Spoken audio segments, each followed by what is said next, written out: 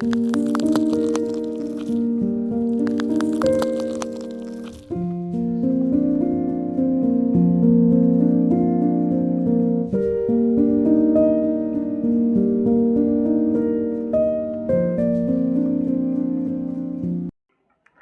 Everyone, welcome to Cap Academy. So last lecture में हम लोग phasor domain analysis and frequency domain analysis of AC circuit discussion किए थे। ठीक है, चलिए आज की इस वीडियो में हम फेजर डोमेन और फ्रीक्वेंसी डोमेन के ऊपर एक न्यूमेरिकल लेते हैं। That is my question number 7। तो क्वेश्चन नंबर 7 है मेरा मॉड्यूल 2 का। That is my question number 7। चलिए इस प्रॉब्लम में क्या मेरे को मांगा है, find the mesh current that is I1 and I2। तो यहाँ पे मेरे को मेश करंट कितना फाइंड आउट करना है। तो सपोज करो यहाँ पे ये एक क्लोज लूप है, let this is I1 and ये हो जाएगा मेरा I2। चलिए अभी I1 और I2 मेरे को कितना फाइंड आउट करना पड़ेगा।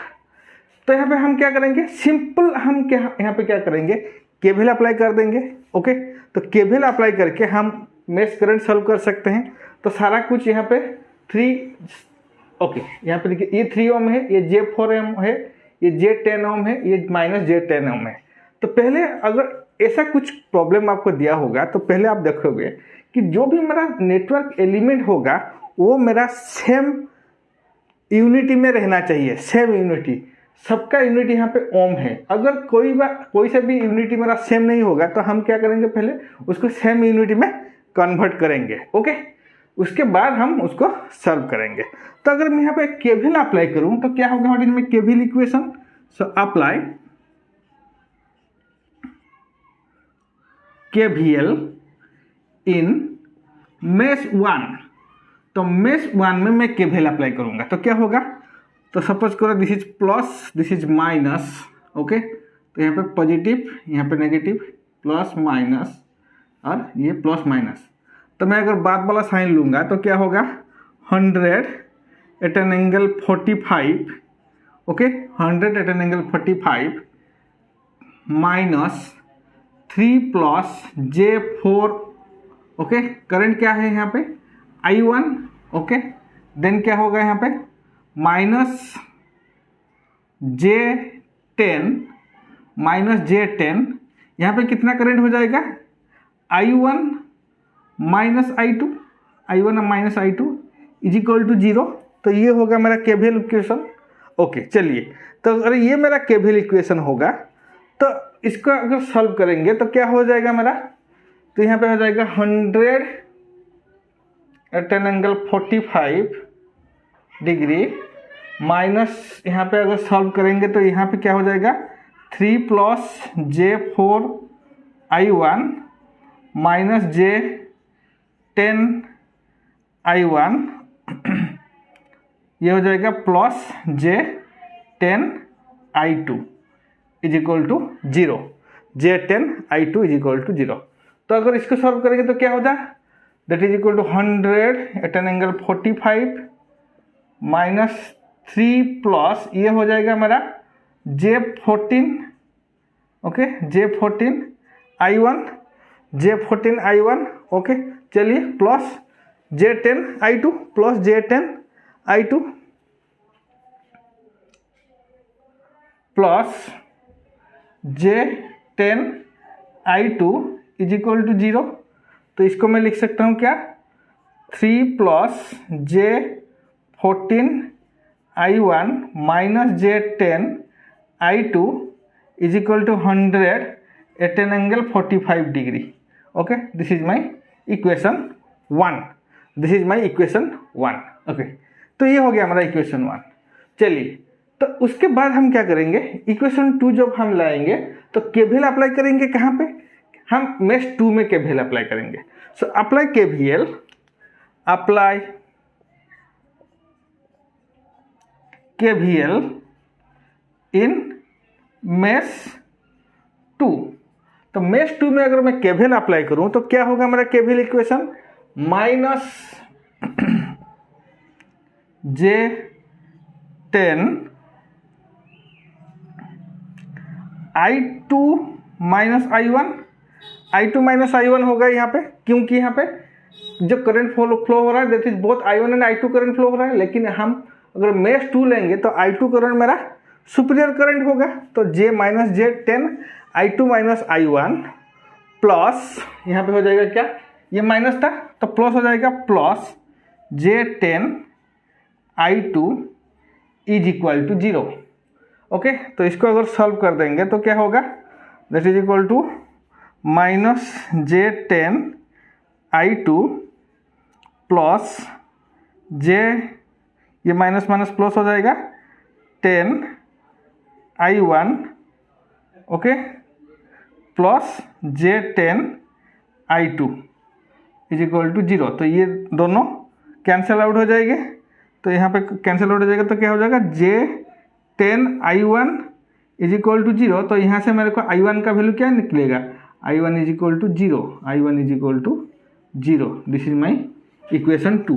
तो मेश 2 में मैं KVL अप्लाई करके मेरे को मिला है I1 value that is my 0 value. I1 क्या मिला है मेरे को, 0 वैल्यू। सो अभी हम क्या करेंगे, I1 का जो वैल्यू है यहाँ पे 0, अभी इसको हम सब्स्टिट्यूट कर देंगे कहाँ पे, इक्वेशन 1 में। अगर मैं यहाँ पे इसको सब्स्टिट्यूट कर दूँ तो क्या क्या आएगा, so put the value of I1। तो I1 का वैल्यू अभी कहाँ पुट करेंगे, इन इक्वेशन 1। तो इक्वेशन 1 में I1 का वैल्यू पुट करो, क्या आएगा हमारा इक्वेशन 1। तो क्या हो जाएगा I1 दैट इज ये 0 हो जाएगा, ये टर्म पूरा एकदम 0 हो जाएगा। तो that is equal to minus J10 तो ये टोटल जो 3 प्लस J14 I1, तो I1 का वैल्यू मेरा 0, तो माइनस ये हो जाएगा J10 I2 is equal to कितना होगा 100 at an angle 45, 100 at an angle 45। Clear. तो यहाँ पे देखिए, अगर यहाँ पे 100 एट एन एंगल 45 होगा तो यहाँ पे I2 का वैल्यू क्या होगा, what is my I2 value, I2 is equal to 100 at an angle 45 divided by, ये आ जाएगा यहाँ पे डिवाइड होना। तो J मतलब क्या है 90 डिग्री, J मतलब 90 डिग्री, तो माइनस है तो मैं इसको लिख सकता हूँ 10 at an angle minus 90 degree लिख सकता हूँ, 10 at an angle minus 90 degree. तो क्या आएगा मेरा, अगर डिवाइड कर देंगे तो अगर दो कॉम्प्लेक्स नंबर डिवाइड होगा तो क्या हो जाएगा यहाँ पे, that is equal to 100 divided by 10, angle क्या हो जाएगा माइनस हो जाएगा, तो 45 minus of minus 90। Okay, minus of minus 90। ये हम पिछले वीडियो में जब फेजर एनालिसिस में कर रहा था तो वहाँ पे हम कॉम्प्लेक्स नंबर का पूरा मेरा जो डिवीजन है, जो मल्टीप्लिकेशन, ये सारा कुछ हम लोग वहाँ पे देखे थे। तो वहाँ पे ये क्या होगा, तो 10 divided by 100 divided by 10 that is equal to 10। तो ये हो जाएगा मेरा कितना 135, एंगल क्या होगा 135 डिग्री। सो यहाँ पे I2 का वैल्यू मिला मेरे को, I2 is equal to 10 at an angle 135 degree. Clear. So this is the answer. तो मेश करंट I1 वैल्यू क्या मिला मेरे को, मेश करंट I1 वैल्यू मिला मेरे को 0 एम्पियर एंड I2 वैल्यू मिला मेरे को 10 at an angle 135। Clear. So this is the question number 7। Okay, चलिए उसके बाद हम क्या करेंगे, तो उसके बाद हम डिस्कशन करेंगे phasor analysis in different circuit element. तो डिफरेंट सर्किट एलिमेंट में हम रजिस्टर, इंडक्टर और कैपेसिटर, ये तीनों का फेजर एनालिसिस करेंगे और फ्रीक्वेंसी एनालिसिस करेंगे। उसके बाद हम दो एलिमेंट है उसका कॉम्बिनेशन का भी करेंगे। तो पहले हम क्या करेंगे, इंडिविजुअल एलिमेंट का फेजर एनालिसिस करेंगे, उसके बाद सीरीज कॉम्बिनेशन और पैरेलल कॉम्बिनेशन देखेंगे। ठीक है, चलिए इंडिविजुअल एलिमेंट का फेजर एनालिसिस देखते हैं। सो पहला सर्किट एलिमेंट है मेरा रेजिस्टेंस। ओके, चलिए तो यहाँ पे क्या है, एक रेजिस्टेंस R को मैं एक वोल्टेज सोर्स के साथ कनेक्ट किया हूँ, AC वोल्टेज सोर्सेस, जिसका वैल्यू है V of t that is equal to Vm sin omega t। Okay, तो इसका अगर फेजर एनालिसिस हम करेंगे तो यहाँ पे देखिए दो चीज़ है मेरा, वोल्टेज और करंट। तो अभी हम फेजर किसके बीच में देखेंगे, हम लोग देखेंगे रेजिस्टेंस में जो वोल्टेज है और जो करंट है उनके बीच में क्या रहेगा मेरा फेजर एनालिसिस। क्लियर। चलिए, तो अगर मैं यहाँ पे बोलूँगा तो करंट है तो यहाँ पे ये पॉजिटिव में एंटर करेगा, this one is my negative, तो मैं यहाँ पे बोलूँगा that is V of t is equal to V M sine omega T. तो V of t is equal to V M sine omega T, then what is my I of t value. तो current का value क्या हो जाएगा यहाँ पे, current का value क्या आएगा, what is my I of t, that is equal to V of t divided by R में कर दूंगा, डिवाइडेड बाई R कर दूंगा। चलिए, तो दैट इज इक्वल टू ये क्या हो जाएगा, तो V ऑफ t का वैल्यू क्या है, Vm by R sign omega T, sign omega T. तो क्या मैं Vm बाई R को लिख सकता हूँ, that is equal to I of t is equal to Im लिख सकता हूँ, Im sine omega T.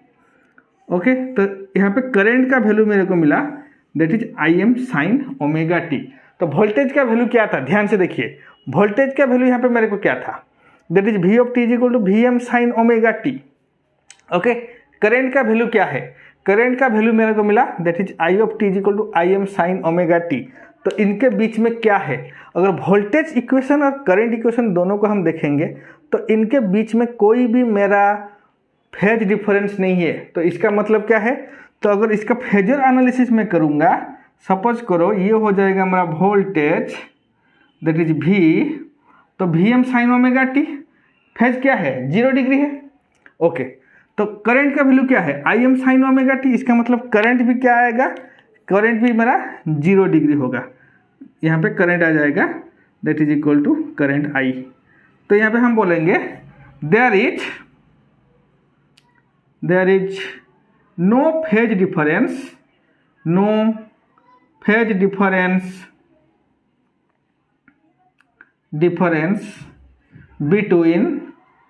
between V and I, voltage and current के बीच भी कोई भी यहाँ पे फेज डिफरेंस नहीं है। सो दे आर इन फेज, तो उसको हम बोलेंगे सो दे आर इन फेज। तो इसका मतलब क्या है, अगर रेजिस्टेंस अगर हम लेंगे तो सर्किट में सिर्फ और सिर्फ रेजिस्टेंस प्रेजेंट रहेगा, तो उसका मतलब क्या है, तो उसका जो करंट और वोल्टेज होगा ये दोनों इन फेज रहेंगे, ये दोनों इन फेज रहेंगे, दोनों के बीच में कोई भी फेज डिफरेंस मेरा नहीं आएगा। क्लियर। तो उसका अगर मैं फ्रीक्वेंसी एनालिसिस करूं, तो एक बार फ्रीक्वेंसी एनालिसिस करके देखते हैं। तो फ्रीक्वेंसी डोमेन एनालिसिस में तो व्हाट इज माई V, तो फ्रीक्वेंसी एनालिसिस, चलिए यहाँ पे मैं फ्रीक्वेंसी डोमेन कर रहा हूँ, इन फ्रीक्वेंसी हेडिंग लीजिए, इन फ्रीक्वेंसी डोमेन। तो फ्रीक्वेंसी डोमेन में अगर देखेंगे तो क्या होगा,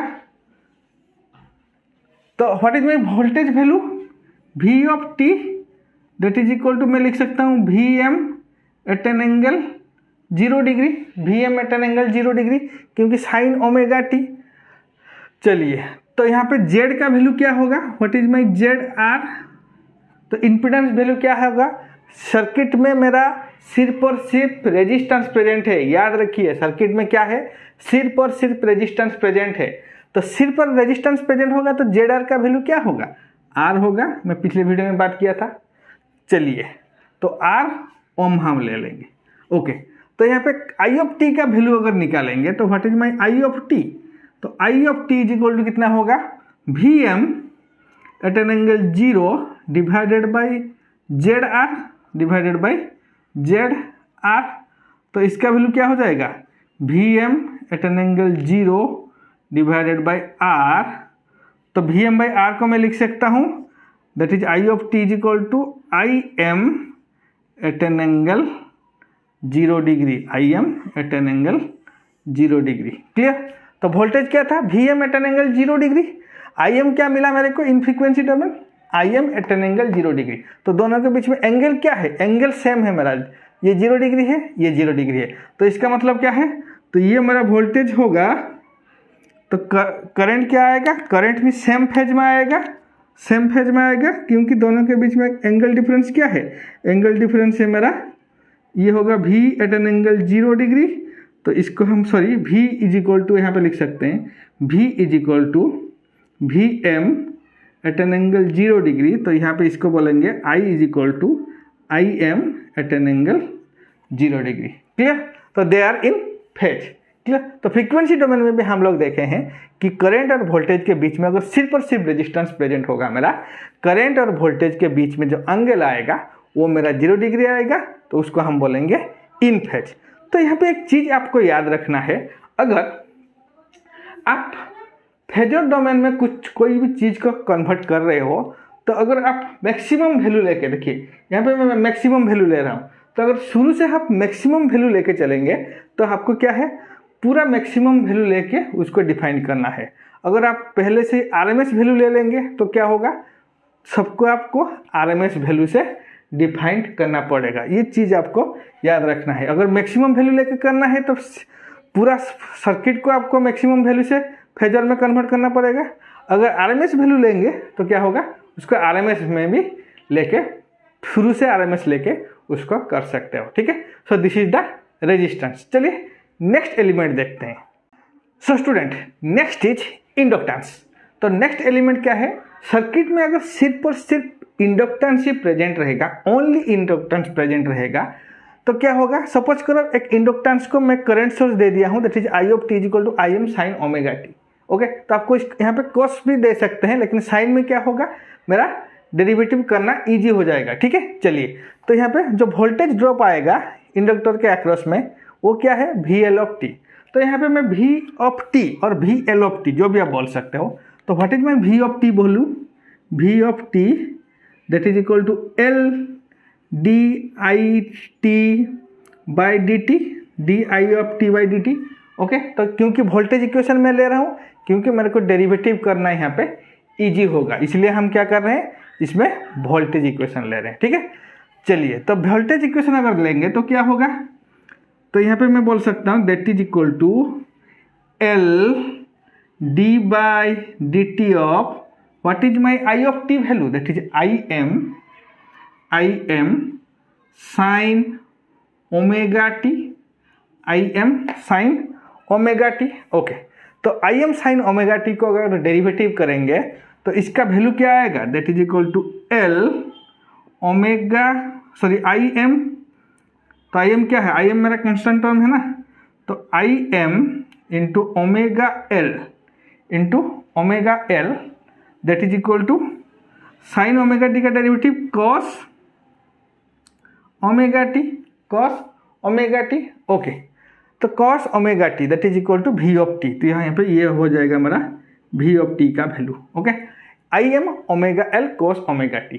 तो इसको क्या मैं लिख सकता हूँ, that is V of T is equal to I M omega L को डायरेक्टली मैं वी एम लिख सकता हूँ, I M omega L that is V M, और कॉस ओमेगा टी को मैं लिख सकता हूँ sine omega T plus 90 degree, क्योंकि यहाँ पे माइनस 90 डिग्री नहीं लेंगे। अगर माइनस 90 डिग्री लेंगे तो क्या होगा, ये ओमेगा टी मेरा माइनस में आ जाएगा। अगर ओमेगा टी मेरा माइनस में आ जाएगा तो फेजर क्या होगा, क्लॉकवाइज रोटेट करेगा। हमेशा फेजर क्या है, एंटी क्लॉकवाइज रोटेट करना चाहिए, इसलिए हम क्या किए हैं, sign omega T plus 90 degree लिए हैं। क्लियर? तो that is my voltage equation, तो यहाँ पे मैं बोल सकता हूँ, तो करंट का क्या वैल्यू था, that is I of T is equal to I M sine omega T, और वोल्टेज का क्या इक्वेशन है, V M is equal to V M sine omega T plus 90 degree. तो यहाँ पे देखिए, अगर दोनों को हम कंपेयर करेंगे, फेजर में ड्रॉ करेंगे तो क्या होगा, तो यहाँ पे देखिए, तो मैं यहाँ पे बोल सकता हूँ द एंगल, और मैं यहाँ पे बोल सकता हूँ, सपोज करो this is my current value, तो ये हो जाएगा हमारा current value that is I of T और आई ऑफ टी, तो यहाँ पे क्या एंगल आ रहा है 90 डिग्री, तो ये हो जाएगा हमारा वी ऑफ टी, तो इसके बीच में एंगल क्या है, that is my 90 degree angle. तो इसका मतलब क्या है, तो मैं यहाँ पे क्या बोलूँगा, here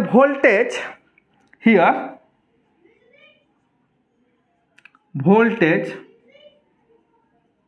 leads the current, okay, कितना एंगल लीड्स कर रहा है 90 डिग्री। ये वोल्टेज है, ये वोल्टेज करंट से कितना डिग्री लीड कर रहा है, current by 90 degree, 90 degree. Clear. तो क्या है, तो वोल्टेज अगर यहाँ पे I of T that is equal to I of T, ये हो जाएगा हमारा I M at an angle 0 degree.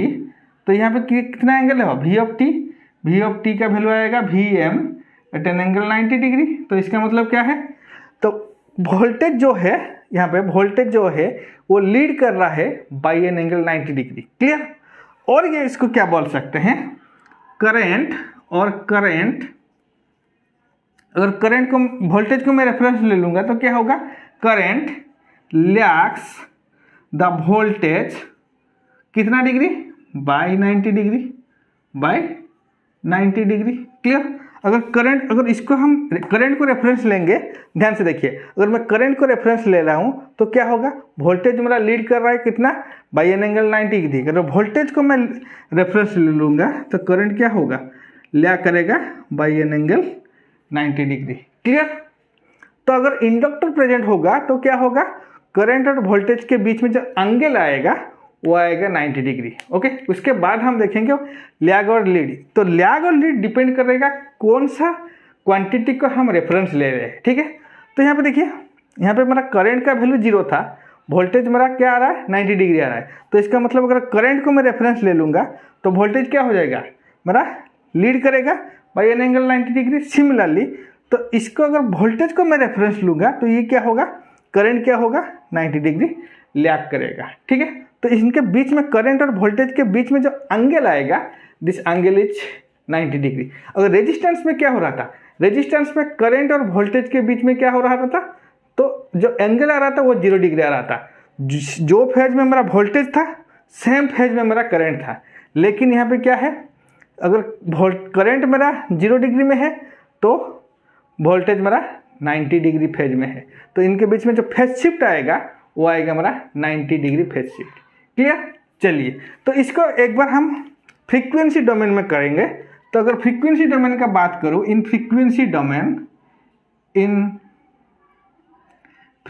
Domain तो क्या होगा मेरा वैल्यू, जल्दी से बताइए। तो आई का वैल्यू क्या है, I of T, what is my I of T, that is equal to I M at an angle 0 degree, at an angle 0 degree. Okay. तो यहाँ पे जेड का वैल्यू क्या है, what is my Z L value, that is J omega L, क्योंकि सिर्फ और सिर्फ इंडक्टेंस है मेरा, तो जेड एल का वैल्यू क्या होगा, Z L is equal to J omega L. Okay. So V of T का वैल्यू अगर यहाँ पे बोलूंगा, what is V of T, V is equal to I into Z. तो मैं यहाँ पे बोलूंगा I of T into Z L. Okay. तो क्या होगा, that is I M at an angle 0 degree into what is my Z L, that is J omega L, J omega L. Clear. तो जे omega L, तो इसको मैं क्या लिख सकता हूँ, that is I M at an angle 0 degree into J को लिख सकता हूँ omega L at an angle 90 degree, क्योंकि जे क्या है, जे इमेजिनरी, इमेजिनरी क्या है मेरा, अगर रेफरेंस लेंगे हम रियल एक्सिस को तो इमेजिनरी क्या होगा, इमेजिनरी मेरा 90 डिग्री आएगा। तो इसको मैं 90 डिग्री एंगल लिख सकता हूँ। ओके। चलिए, तो अगर दोनों क्वांटिटी, दोनों कॉम्प्लेक्स क्वांटिटी को अगर मैं मल्टीप्लाई कर दूंगा तो क्या होगा, that is equal to I M omega L, ये एंगल क्या हो जाएगा, प्लस हो जाएगा, that is 0 degree plus 90 degree complex में। चलिए, तो इसको मैं लिख सकता हूँ क्या, वी एम, तो इसको मैं कन्वर्ट करता हूँ वी एम से, तो V of T is equal to V M at an angle 90 degree, at an angle 90 degree. तो इसका मतलब क्या है, अगर मैं आई एम को यहाँ पे प्लॉट करूँगा, that is I M at an angle 0 degree, तो वी का वैल्यू क्या आएगा, वी का वैल्यू आएगा मेरा 90 डिग्री लीड आएगा, that is V M at an angle 90 degree. तो मैं यहाँ पे क्या बोल सकता हूँ, सेम चीज़, वोल्टेज लीड्स द करंट। अगर करंट को हम रेफरेंस ले रहे हैं तो वोल्टेज क्या हो रहा है, लीड्स कर रहा है बाई एन एंगल 90 डिग्री। अगर वोल्टेज को हम रेफरेंस ले लेंगे तो करंट क्या होगा, लैग करेगा by N angle 90 degree. Clear. So this is all about the inductance. चलिए नेक्स्ट देखते हैं कैपेसिटेंस के बारे में। So next is capacitance. तो कैपेसिटेंस हम क्या किए हैं, एक कैपेसिटेंस को वोल्टेज सोर्स दिए हैं that is V of T is equal to V M sine omega T. Okay, तो इसका करंट का इक्वेशन क्या होगा, what is my current equation, तो current is equal to I of T is equal to C D V of T by D T. मैं पहले सिर्फ बोल कर रखा था मैं कौन सा इक्वेशन ले रहा हूँ, जिस इक्वेशन में मेरा डेरिवेटिव आएगा, क्योंकि डेरिवेटिव को सॉल्व करना मेरे लिए इजी होगा। अगर आपको इंटीग्रेशन इजी लगेगा तो आप इंटीग्रेशन का इक्वेशन भी लेके सॉल्व कर सकते हो, उसको कोई दिक्कत नहीं है, ठीक है। तो चलिए, तो यहाँ पे अगर मैं बोलूँगा that is equal to C D of D T, तो what is my voltage, that is V M sine omega T, V M sine omega T. तो इसका क्या होगा, सी ओके ओमेगा, यहाँ पे वी एम डायरेक्टली मैं लिख रहा हूँ, omega C V M, omega C V M sine of omega T का डेरिवेटिव क्या होगा, that is cos omega T, cos omega T. Okay, तो this is my I of T value.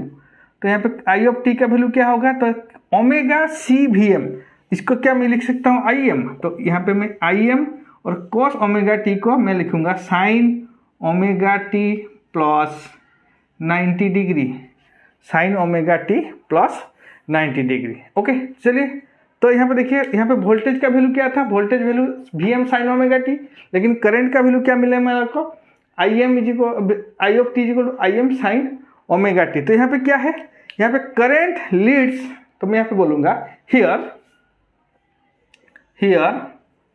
Current I leads the voltage V by an angle, by an कितना degree angle है, angle 90 degree, और क्या है, और आप बोल सकते हो the voltage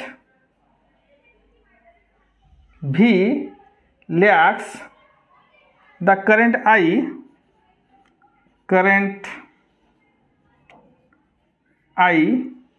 bye 90 degree. Clear. तो अगर इसको हम प्लॉट करेंगे तो क्या होगा, ध्यान से देखिए, तो यहाँ पे देखिए, अगर ये होगा मेरा वोल्टेज दैट इज V, तो करंट क्या आएगा, दैट इज I, यहाँ पे करंट आएगा। तो इन दोनों के बीच में एंगल जो होगा क्या होगा, 90 डिग्री। ओके, तो यहाँ पे देखिए, तो मैं यहाँ पे बोलूँगा द करंट I, ये I अगर वोल्टेज को मैं रेफरेंस ले लूँगा तो क्या होगा, करंट क्या करेगा, लीड करेगा बाय एन एंगल 90 डिग्री। अगर करंट को मैं रेफरेंस ले रहा हूँ, वो क्या, वोल्टेज क्या करेगा, लैग करेगा by an angle 90 degree, by an angle 90 degree, ये माइनस 90 डिग्री हो जाएगा। क्लियर। तो इसका मतलब क्या है, अगर कैपेसिटेंस प्रेजेंट है मेरा, तो वोल्टेज और करंट के बीच में जो फेज शिफ्ट आएगा वो आएगा मेरा 90 डिग्री। ओके, वो आएगा मेरा 90 डिग्री। क्लियर। तो एक बार इसका फ्रीक्वेंसी डोमेन एनालिसिस अगर करेंगे तो क्या है, अगर फ्रीक्वेंसी डोमेन का हम बात करें, इन फ्रीक्वेंसी डोमेन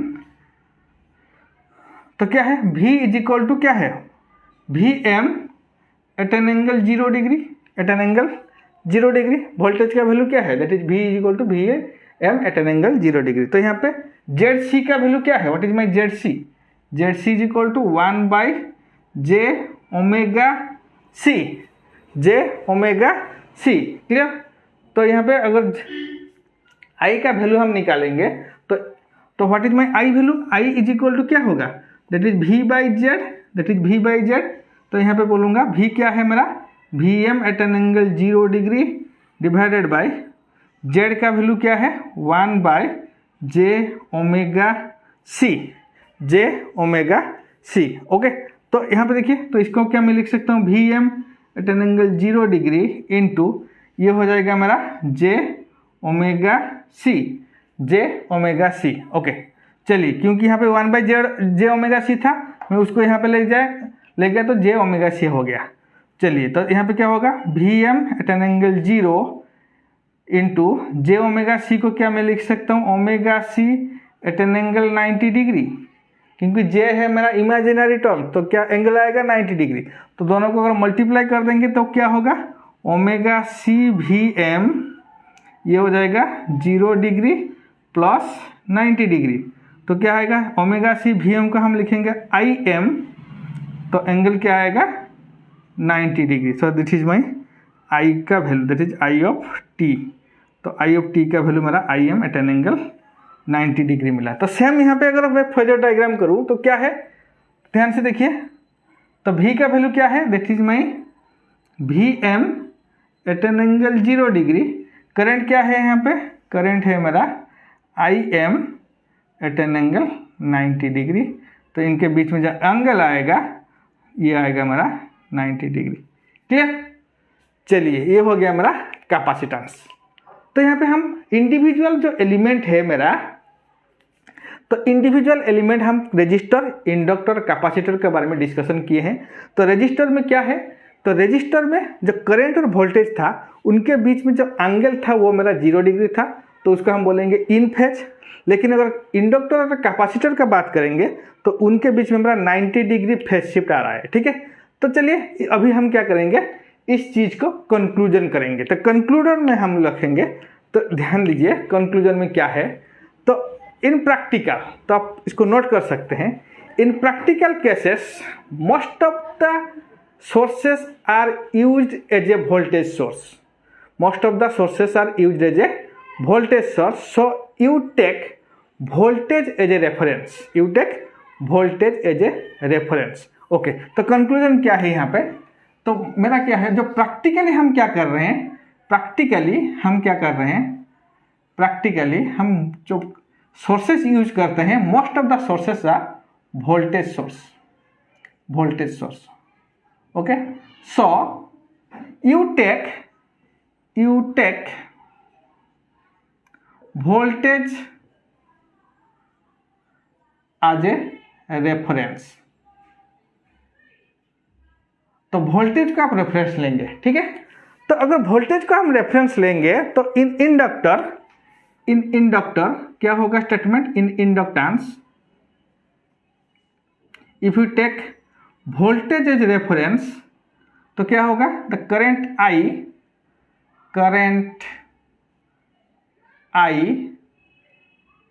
लैग्स वोल्टेज भी कितना डिग्री, बाय 90 डिग्री। ओके। अगर मैं वोल्टेज को रेफरेंस लूंगा तो क्या होगा, करंट जो आई है मेरा in inductance, current I lags the voltage by an angle 90 degree. Okay. Similarly in capacitance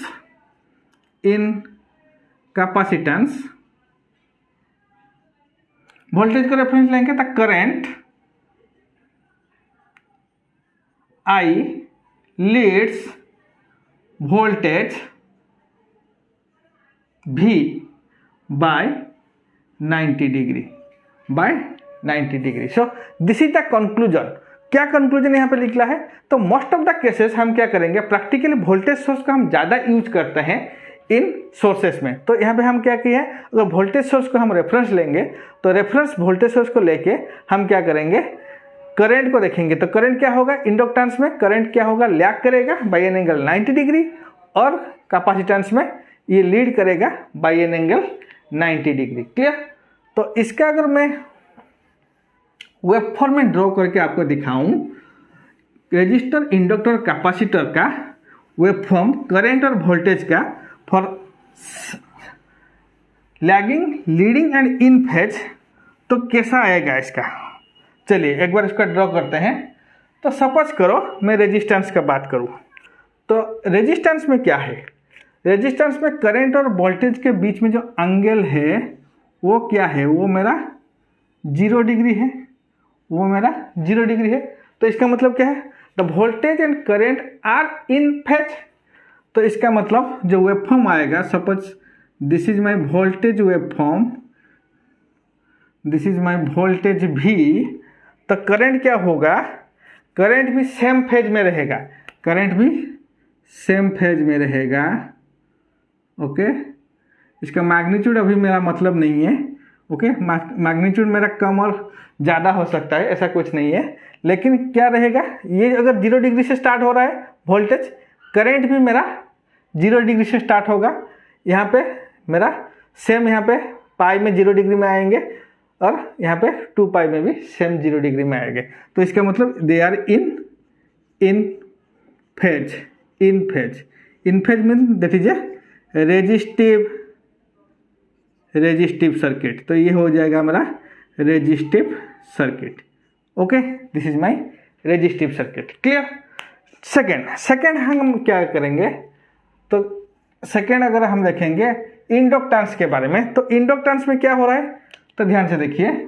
तो मैं अभी वोल्टेज को रेफरेंस ले रहा हूँ। कंक्लूजन हम क्या ड्रॉ किए थे, वोल्टेज को हम रेफरेंस लेंगे। अगर मैं वोल्टेज को रेफरेंस लूँगा तो क्या होगा, तो सपोज करो वोल्टेज मेरा 0 डिग्री से स्टार्ट हो रहा है, लेट ये मेरा 0 डिग्री से स्टार्ट होगा वोल्टेज भी। तो करंट क्या करेगा, लैग करेगा बाय एन एंगल 90 डिग्री। ध्यान से देखिए, करंट क्या हो रहा है, लैग हो रहा है बाय एन एंगल 90 डिग्री। तो इसका मतलब क्या है, तो ये अगर 90 डिग्री होगा, करंट 90 डिग्री पीछे स्टार्ट होगा। ओके, करंट क्या होगा, 90 डिग्री बाद में स्टार्ट होगा। So this is the current waveform, this is the current waveform. Okay, so this is my current I. तो this is my lagging, so this is a inductive circuit, this is a inductive circuit। Clear. तो ये हो जाएगा हमारा inductive circuit. तो similarly अगर capacitance का बात करेंगे, तो कैपेसिटेंस में क्या होगा, तो चलिए मैं एक बार कैपेसिटेंस को भी ड्रॉ कर देता हूँ यहाँ पे। कैपेसिटेंस में क्या है, मेरा करंट अभी लीड करेगा कितना डिग्री लीड करेगा, बाय एन एंगल 90 डिग्री। तो इसका मतलब क्या है, सपोज मैं वोल्टेज को रेफरेंस ले लूँगा, सो दिस इज माय वोल्टेज भी, करंट क्या होगा उससे 90 डिग्री पहले स्टार्ट हो जाना चाहिए। तो इसका मतलब ये अगर 0 डिग्री होगा तो ये क्या होगा मेरा, ये मेरा 90 डिग्री से स्टार्ट होगा, ये मेरा 90 डिग्री से स्टार्ट होगा। So this is my, sorry ये हो जाएगा हमारा वोल्टेज, ये हो जाएगा हमारा वोल्टेज को हम रेफरेंस ले रहे हैं ना वोल्टेज, तो ये आ जाएगा हमारा, ये होगा हमारा करंट। ओके, तो दिस इज माई लीडिंग। तो ये जो वेवफॉर्म है लीडिंग वेवफॉर्म है, तो इसको हम बोलेंगे कैपेसिटिव सर्किट। ये हो जाएगा हमारा कैपेसिटिव सर्किट। क्लियर। तो this is the waveform of my in phase, lagging और लीडिंग। ओके, तो यहाँ पे हम इंडिविजुअल सर्किट एलिमेंट का फेजर डायग्राम ड्रॉ किए हैं। ठीक है, तो इस लेक्चर को अभी हम यहाँ से ख़त्म करते हैं। नेक्स्ट लेक्चर में हम combination of different circuit element देखेंगे इन सीरीज और both parallel. Clear. Thank you.